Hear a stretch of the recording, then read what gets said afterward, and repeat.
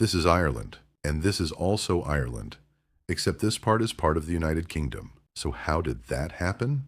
Well, the story goes back to 1921, when Britain and Irish Republicans signed a peace treaty after years of conflict.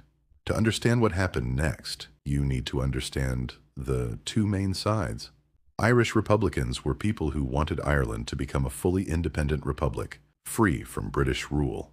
Most of them were Catholic, which made sense considering Ireland's long Catholic history. But Northern Ireland was different. The northern region of Ulster had a large population of Unionists.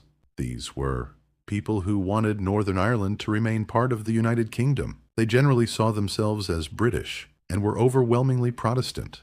Many of their families had been settled in Ulster, which helped create a strong connection to Britain. When the peace treaty was signed in 1921, Northern Ireland remained part of the United Kingdom. But Ireland itself didn't immediately become the independent republic that many Republicans wanted. Instead, it became a self-governing dominion within the British Empire. To many Republicans, this was an unacceptable compromise. Others, however, believed the treaty was worth accepting because it prevented Britain from returning to war. The disagreement became so serious that former allies ended up fighting each other in the Irish Civil War. The anti-treaty Republicans were eventually defeated. The IRA, or Irish Republican Army, had lost the fight, and many of its members felt betrayed by their former comrades, so they disappeared underground, waiting for another opportunity to return. And eventually, they did. Of course, there were Catholics living in Northern Ireland who wanted Ireland to be united. But not all of them were members of the IRA or interested in fighting. Many were simply nationalists. They wanted Northern Ireland to have closer ties with the rest of Ireland, and they wanted their communities to be treated fairly. But for decades, Catholics faced serious discrimination, and this is where one of the biggest misconceptions about the Troubles comes in. The Troubles weren't simply a religious war. Yes, one side was mostly Catholic, and the other was mostly Protestant. But the real disagreement wasn't about religion. It was about politics. The central question was simple. Should Northern Ireland remain part of the United Kingdom, or should it eventually become part of a united Ireland? Catholics were overwhelmingly more likely to support Irish nationalism, while Protestants were overwhelmingly more likely to support staying British. And because Unionists controlled much of the political and economic power in Northern Ireland, Catholics often found themselves disadvantaged. They faced discrimination when it came to things like jobs, housing, and political representation. It wasn't simply because Unionists disliked Catholicism. The bigger issue was that Catholic nationalism threatened the political system that kept Northern Ireland British. Naturally, many Catholics became increasingly frustrated. So in 1968, they began organizing civil rights marches demanding equal treatment. But Unionists weren't happy about these protests. And when demonstrators took to the streets, the Royal Irish Constabulary, Northern Ireland's police force, responded with force. The situation only became worse. Then, in August 1969, another march in Derry descended into violence and riots. And this was when the IRA began making its comeback.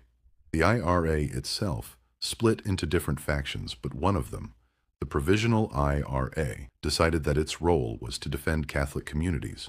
Northern Ireland was now entering a period of complete chaos. Paramilitary groups were appearing in neighborhoods. Violence was spreading, and some areas were becoming effectively off-limits to the authorities. The Northern Irish government couldn't control the situation anymore, so they asked Britain for help, and London sent British soldiers into Northern Ireland. At first, the arrival of British soldiers was actually welcomed by both communities. People thought the army would act like a neutral referee, stepping in to stop the fighting and restore order. But that feeling didn't last very long. Catholic communities soon began to believe that the British Army was taking the Unionist side. In 1970, Catholic neighborhoods in Belfast were placed under curfew. Then, in August 1971, things became even worse.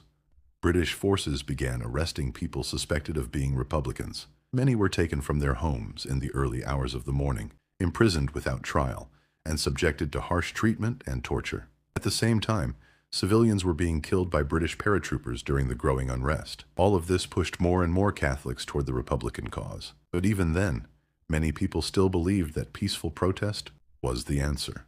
Then came January 1972. In Derry, thousands of people marched to protest against internment without trial, but the demonstration ended in disaster. British paratroopers opened fire on the crowd, killing 14 unarmed protesters. The event became known as Bloody Sunday. For many Catholics, this was the breaking point. The idea that peaceful protest could bring change was beginning to disappear. Thousands of young men joined the IRA, convinced that violence was now the only way to challenge British control. And from this point on, Northern Ireland entered one of the darkest periods in its history. For years, bombings, shootings, ambushes, assassinations, kidnappings, and street battles became part of everyday life. And the violence wasn't coming from just one side. Militant Unionists, known as Loyalists, began carrying out their own attacks. In 1974, Loyalist groups carried out bombings in Dublin and Monaghan, killing civilians. The IRA responded with attacks of its own, including attacks against Protestants. Then Loyalists retaliated by attacking Catholics, and the cycle continued. One side attacked, the other side answered. Then the first side retaliated again. Nobody seemed able to break the cycle. And tragically, the people who suffered the most were often ordinary civilians living in these communities. Even the groups claiming to protect their own people sometimes ended up killing them. The IRA continued fighting for years, but eventually, both sides became exhausted. In the 1990s, peace talks began. The IRA declared a ceasefire,